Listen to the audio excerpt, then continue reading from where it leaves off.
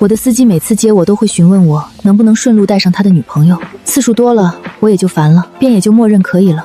直到有次我打开车门，竟看到后座专位上贴了一张纸条，蹭车狗不准上车。我撕下纸条问司机这是怎么回事？你不识字吗？天天上赶着蹭我男朋友的车，你要不要脸？打不起车就别出门，最讨厌你这种蹭车狗。我一脸莫名，司机站我后面小声解释道：苏总，我女朋友不知道我是个司机，她占有欲比较强，贴这个也是因为爱我。对了，她有点介意跟你坐同一辆车，我先送她，等送完了再来接你。说完，司机开着我的车扬长而去。我站在原地，默默拨打了报警电话。你好，有一男一女抢走了我的车，麻烦你们尽快出警。我从来没想过自己身为上市集团的公司老总，竟然会被人指着鼻子骂蹭车狗，关键那辆车还是我的。报警后20分钟，一辆警车停在了我面前，2位民警刚下车，还没来得及询问抢车的具体情况，司机刘建翁就开着我的黑色迈巴赫火速赶来了，脸色煞白道：苏总，这是怎么了？怎么还报警了呢？我看了他一眼，没说话。民警上下打量了他一下。你就是苏小姐说的那个未经允许就抢她车的人？不是，民警同志，都是误会，我是苏总的司机，每天都给苏总开车的，刚刚就是顺路送个人，耽误了几分钟，不存在什么抢车的问题。你们看，我这不第一时间把车开过来了吗？苏小姐，这事儿您还要追究吗？苏总，看在我爸给你开了几年车的份上，你饶了我这一回吧。你也知道我爸身体不好，我好不容易才找到个女朋友，就是为了完成我爸的心愿。我刚刚那样做，实在是为了稳住我和我女朋友的恋情，没办法。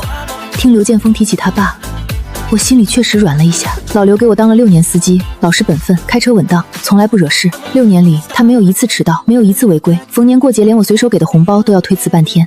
3个月前，老刘突然查出肺部有问题，需要长期休养，才不得不辞了这份工作。临走那天，他站在我办公室里，搓着那双粗糙的手，欲言又止了半天，最后才一脸难为情地说，自己的儿子刘建峰刚丢了工作，要是公司方便的话，能不能给个机会？老刘这人老实了一辈子，从没求过人，那是头一回。我看在他的面子上，点了头。刘建峰来的头2个月确实还行，虽然不是那种让人特别省心的司机，但至少该做的事儿都做了，接送准时准点，车也洗得干净。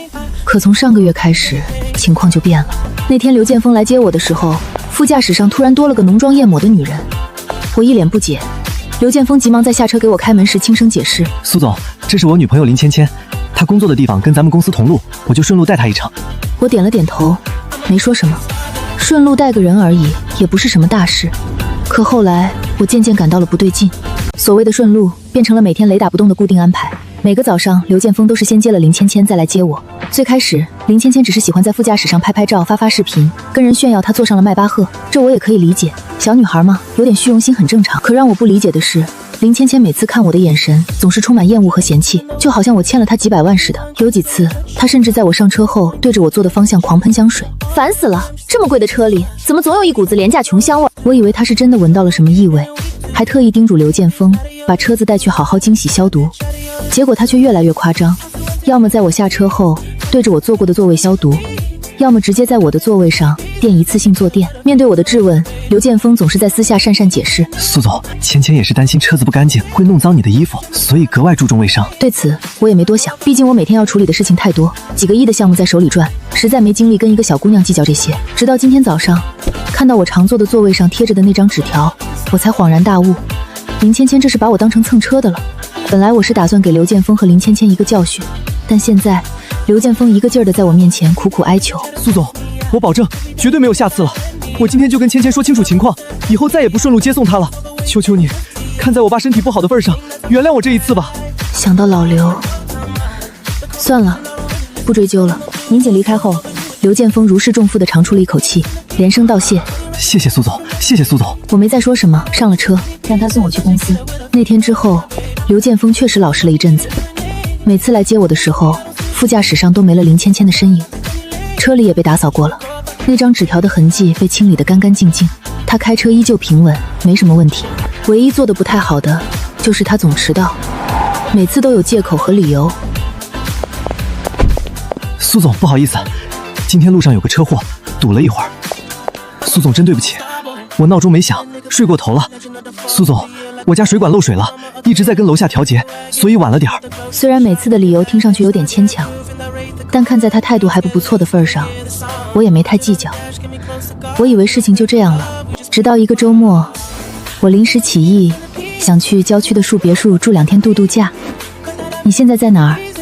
我要去个地方，你开车过来接下我。苏总，我今天早上起来发现车子爆胎了，现在正在汽修店修车呢。工作人员说得明天才能修好。您是要去哪儿？要不我给您叫个车吧？算了，我自己打车吧。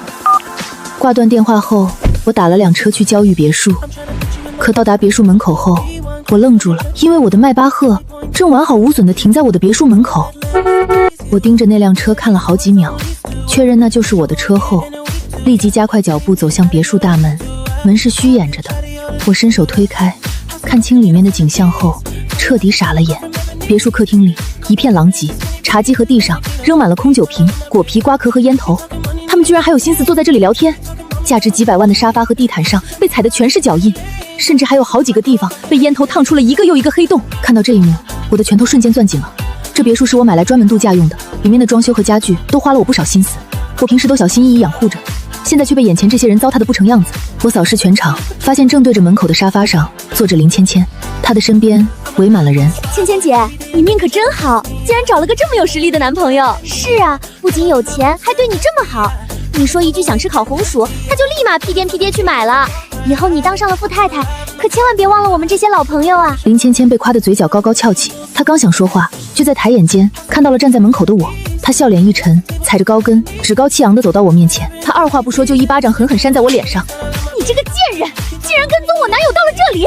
突如其来的一巴掌让我懵在了原地，现场的人也纷纷瞪大了双眼。芊芊，这是怎么回事？这就是我刚刚跟你们说的那个蹭车狗，蹭我男友有的车还不够，现在竟然还想过来蹭我男友的房子。谁告诉你这是刘建峰的房子？当然是他亲口说的。你这个贱人，不就是看中我男友是公司老总，所以想方设法的找机会勾引他吗？天天蹭车，故意制造跟他单独相处的机会还不够，现在竟然跑来他的别墅卖肉！我告诉你，建峰哥哥说了，他接送你上班，完全是看在你是他公司职员的份上，不想跟你斤斤计较。你别得脸不要脸！刘建峰竟然是这么跟林芊芊说的，难怪林芊芊之前对我态度那么差。原来在他的认知里，刘建峰是开豪车住别墅的公司老总，而我是刘建峰手底下的职员，所以林芊芊一直认为是我天天蹭刘建峰的豪车，还妄想勾引她男朋友，真是荒唐。你们知道这个贱人有多不要脸吗？天天赖在我男友的车上，赶都赶不走。我特意贴了个纸条，叫他以后不要再坐我男友的车，结果他气急败坏，报警说我男友欺压员工，搞得我男友为了公司名誉着想，不得不每天提前送我去公司，再单独折返去接送他。我活这么大，从来没见过这么厚脸皮的人。我猛地瞪大双眼，难怪这段时间刘建峰每天接送我都会迟到，原来是偷偷摸摸先单独接送了林芊芊，再来接我。好一个刘建峰，既然你把我当傻子玩弄，那就别怪我不客气了。赶紧带人来我桃花源记的别墅。你可真不要脸，怎么这么能装呢？还你的别墅，这是我男朋友的。果然是个不要脸的人，还没傍上土豪呢，就开始把别人的别墅当成是自己的了。有些人就是这么不要脸，一看到有钱人就巴不得岔开腿跪在地上当狗，恶心死了。芊芊姐，你脾气还是太好了，要是我碰到这种贱人，我早就撕烂他的嘴了。听见了吗？大家都骂你呢。你这珍珠项链一看就不便宜，也是帮土豪卖肉买的吧？把项链还给我！这么紧张，看来这项链价值不菲啊。它不值钱，但对我很重要，快还给我！这项链是我妈用命给我求来的护身符。我自幼体弱多病，4岁那年病危住院，昏迷不醒，医生都叫我爸妈准备后事了。我妈难以接受，特意去寺庙为我祈福，为表诚心。她在40度高温的炎热夏天，一步一叩首，一路从山脚跪拜到山顶，跪到膝盖鲜血淋漓，磕到头破血流，意识模糊，才求得这条项链。或许是苍天都被我妈打动了，一直昏迷不醒的我竟奇迹般苏醒了。但我妈却因此一病不起，临死前将它交给了我。你越想要，我就越要毁掉它！不，你就是个畜生！你敢打我，给我狠狠教训他！谁教训的最令我满意，我就给谁100万！还敢打芊芊，人家马上就要成为全盛集团的总裁夫人了，就你也配？就是，不过是摔碎了你一条项链而已，反正是你陪睡赚来的，到到时候你多伺候几个男人不就行了？至于这么激动？不要脸的人勾引别人男朋友就算了，还敢主动打原配，真是活腻了！你们会后悔的。笑死了！芊芊的男朋友可是全盛集团的总裁，你算个什么东西，也配让我们后悔？就是，你充其量不过是一个喜欢勾引总裁的底层员工。后悔？我长这么大都还没后悔过，我就等着看，你这贱人能让我怎么后悔！话音刚落，一辆辆豪车疾驰而来，车门齐刷刷打开，一群穿着黑色西装、身姿挺拔的男人鱼贯而出，他们个个神情严肃，眼神锐利如鹰，快步朝着别墅大门走来。为首的男人正是我的法务部总监陆成宇，他身后跟着20多名法务部的员工，还有几名专业的安保人员，每个人手里都拿着文件袋和执法记录仪，气势磅礴，瞬间将整个别墅门口围得水泄不通。这是怎么回事？怎么突然来这么多人？看这阵势，该不会是冲着哪个大人物来的吧？这还用说，肯定是刘总的杰作啊！对啊，今天是他第一次带芊芊姐回家，这分明是郑重的欢迎仪式。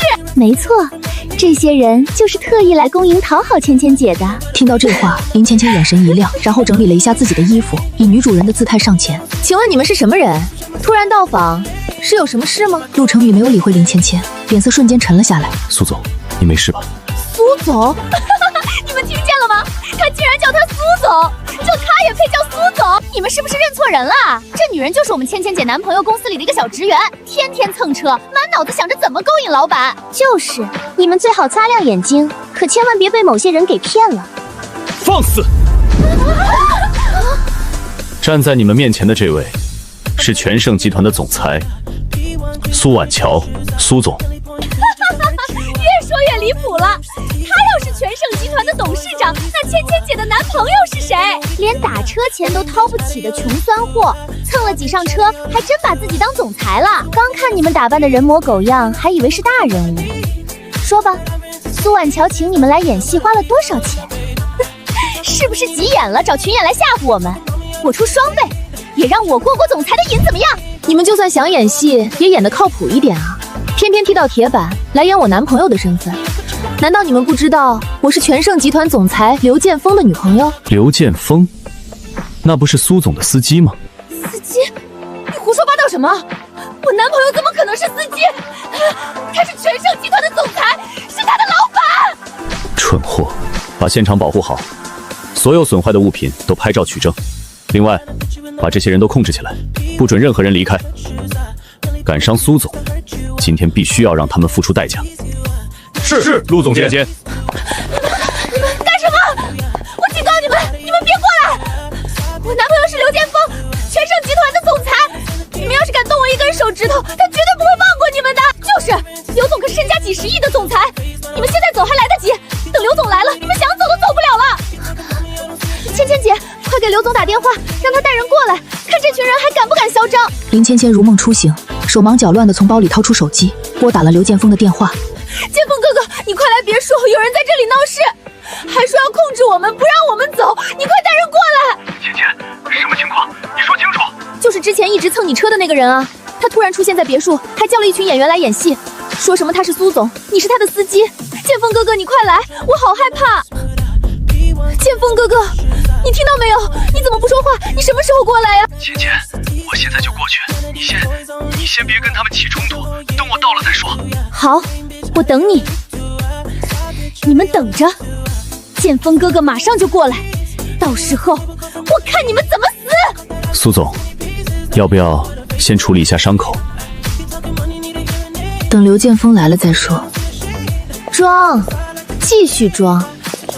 等建峰哥哥来了，我看你还能装到什么时候？芊芊姐，等刘总来了，可得好好教训教训这群不知天高地厚的东西。就是，敢擅闯刘总的别墅，虚张声势来吓唬我们，这不明摆着太岁头上动土吗？等刘总来了，非得让他们见识见识，什么叫总裁的手段。放心，这些人一个都跑不了。我会让建峰哥哥好好的收拾他们。收拾我们？就凭刘建峰一个小小的司机，他也配？你少在这胡说八道！我男朋友才不是司机，他开的是迈巴赫，住的是大别墅，他怎么可能是司机？我看肯定是你想帮苏婉乔来挑拨离间，好让他趁虚而入，勾引我男朋友。真是蠢得无可救药。外面的迈巴赫是苏总的，这别墅也是苏总的，刘建峰不过是苏总雇来的司机而已。你放屁！要是这一切都是他的，那他为什么要天天蹭我男朋友的车？这什么脑回路？蹭车？我坐我自己的车算什么蹭车？刘建峰每天来接送我是他的公祭职责。至于他为什么跟你说他是总裁，为什么带你来看我的别墅，你最好问问他自己。你们少在这里一唱一和动摇我的军心，别以为我不知道，你就是看到建峰哥哥马上就要来了，你怕自己彻底没机会，所以故意想趁他来之前胡言乱语挑拨离间。你就是嫉妒我，所以想联合这些人来骗我，你好趁机上位。没错，你就是嫉妒芊芊姐找了个有钱的男朋友，所以故意雇人来演戏，想破坏芊芊姐的感情。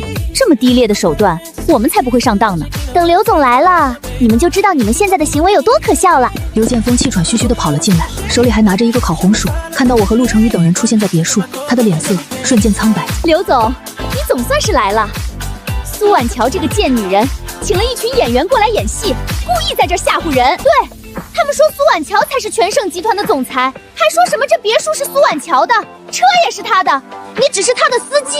就是，他们还说要控制我们，让我们付出代价。刘总，你可得给我们和芊芊姐做主啊！对，让这群不知天高地厚的演员见识见识，什么叫真正的总裁。刘建峰站在原地，脸色苍白地扫过客厅里的狼藉，扫过我嘴角的血迹和凌乱的头发，最后目光落在地上碎成几块的珍珠项链上。看到那条碎掉的项链，他的瞳孔剧烈收缩了一下。那条项链他是认识的，老刘叫他来接班时曾认真叮嘱过他，说那是我母亲用命换来的遗物，我随身带了20多年，无比珍视，让他切勿小心。可现在它碎了。刘建峰的嘴唇哆嗦了一下，想说什么却发不出声音。建峰哥哥，你可算来了！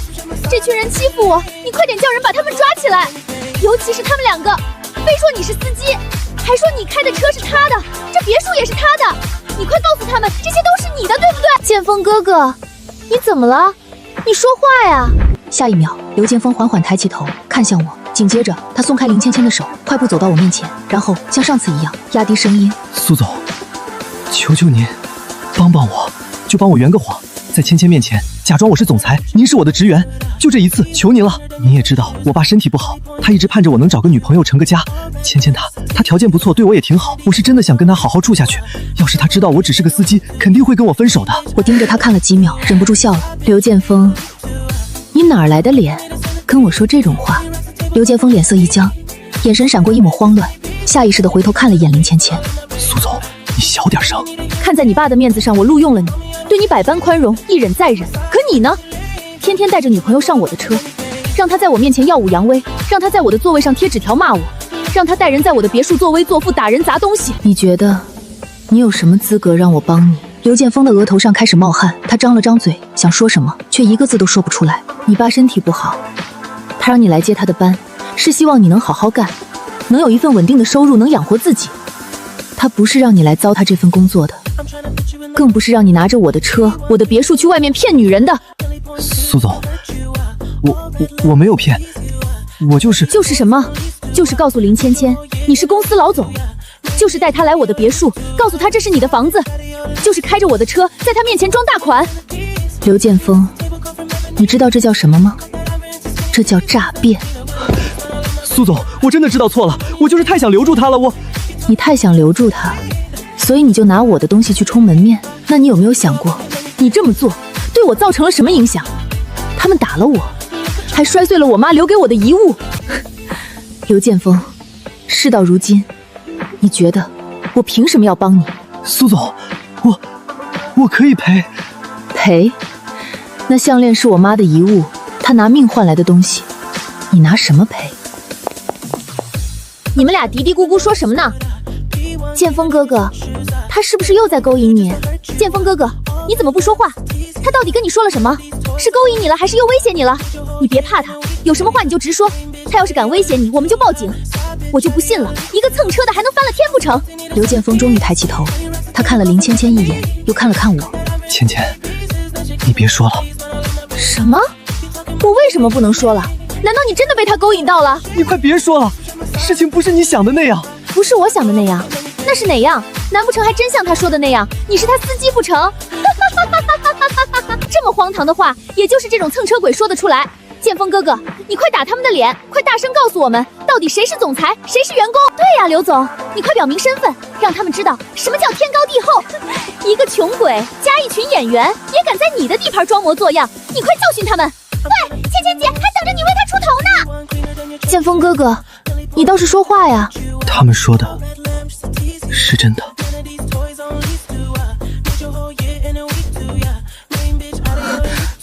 你说什么？苏总说的是真的，他是全盛集团的总裁，那辆车是他的，这栋别墅也是他的，我只是他的司机。你说什么？刘剑锋，你再说一遍！芊芊，对不起，我不是故意要骗你的，我就是太喜欢你了，我怕你知道我只是个司机，会看不起我，所以我才……所以，你真的一直在骗我？你跟我说你是全盛集团的总裁，说你开着迈巴赫，住着大别墅，说你是身家几十亿的成功人士，结果呢？你就是一个司机，你就是一个一无所有的司机！你为什么要骗我？你为什么要毁了我的人生？够了，你们要吵要闹，以后有的是时间。但现在有几件事必须说清楚。第一，你未经我的允许，擅自把我的别墅提供给他人使用，造成别墅内的家具和物品多处损坏，这是非法侵占他人财产。第二，你擅自使用我的车辆用于接送他人，造成车辆损耗，这也是非法使用。第三，你隐瞒真实身份，以我的资产为幌子欺骗他人感情，这涉及到民事欺诈。第四，这是我母亲的遗物，现在被你的女朋友摔碎了，这事你也脱不了干系。苏总，我不是故意的，求你饶了我这一次，我保证绝对没有下次了。林芊芊站在一旁，看着跪在地上的刘剑锋，脸上的表情极其复杂。他的朋友们更是一个个缩在墙角，刚才还叫嚣着要让我好看的那些人，此刻连看都不敢看我一眼。你起来吧。苏总，你愿意原谅我了？原谅？不，我只是让你起来说话。至于怎么处理这件事，那是治安的事。从现在开始，我不会再因为你爸的面子给你任何特殊待遇。苏总，这是刚才现场拍摄的照片和视频，所有损坏的物品都已拍照取证，包括您身上的伤也已经记录在案。那个苏总是吧？今天的事是个误会，我不知道这车和房子是你的，我以为……你以为什么？你以为我是蹭车的，所以就可以随便打人，随便摔人家的东西？我已经报了警，治安应该很快就到。你打人、损坏他人财物的事，我势必会追究到底。刘剑锋，你倒是说句话呀！你不是说你会保护我，会永远对我好吗？你现在怎么不说话了？芊芊，我连自己都保不住了，还怎么保护你？就在这时，几个治安人员走了进来。你好，这些人当众对我进行诽谤、殴打，还弄脏了我的别墅，毁坏了我的家具，喝光了我收藏的酒，打碎了我母亲的遗物。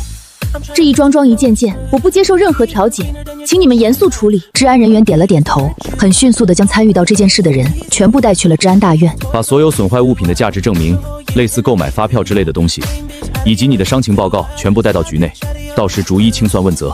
我去医院处理伤口，开好报告后，便带上所有的资料前往治安大院。治安大院内，那些原本气势嚣张的林芊芊朋友们，此刻全都愁眉不展。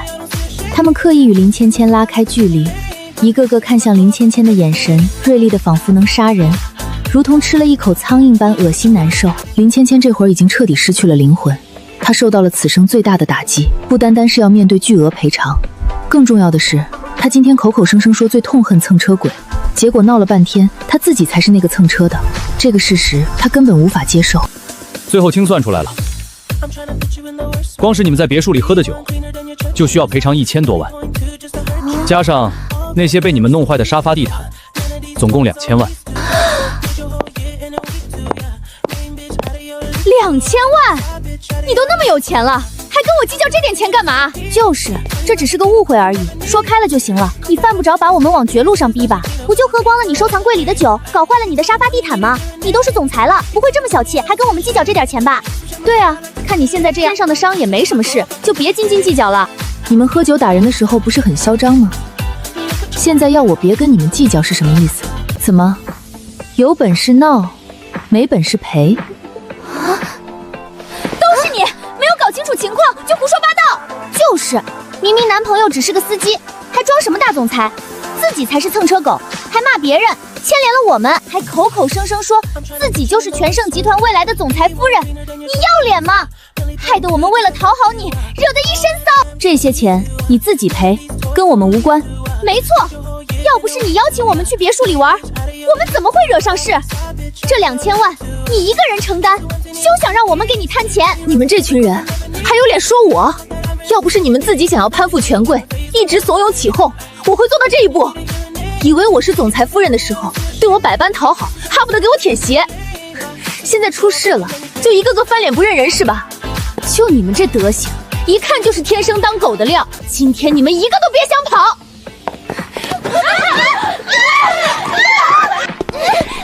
干什么？干什么？都给我住手！治安员，我们没喝什么，全部都是别人喝的。对，我们更没动手打人，后来治安拿出我别墅里的监控，在高清摄像头的监控之下，他们才闭了嘴，哑口无言。每个人都只能按照自己的所作所为来进行赔偿。有的人为了不坐牢，到处诉苦要钱，砸锅卖铁东拼西凑，完成赔偿之后颓然离去。有的人则因为这件事收到了另一半的离婚协议，还被亲朋好友拉黑，有的钱也借不到，只能依法被关押拘留。至于林芊芊整个行动，她最积极，她身上背的债务自然最多。面对这巨额索赔，林芊芊束手无策，只能将目光对准刘建峰。刘建峰，这件事都是因你而起，你必须得为我负责。